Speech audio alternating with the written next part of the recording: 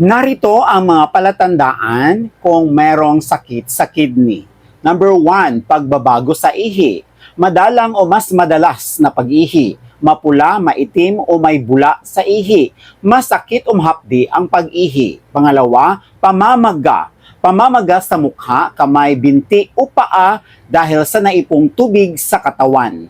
Pangatlo, pananakit ng likod o tagiliran. Pananakit sa bandang likod, tagiliran o ilalim ng tadyang na maaring dulot ng kidney infection o bato sa kidney. Pang-apat, matinding pagkakapagod, panghihina at matinding pagkapagod kahit hindi masyadong nagtrabaho. Posibleng dulot ng anemia, kakulangan sa red blood cells.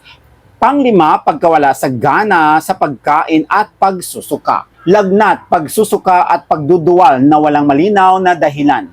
Panlasa ng metal sa bibig o mabahong hininga. Pang-anim, pangangati ng balat.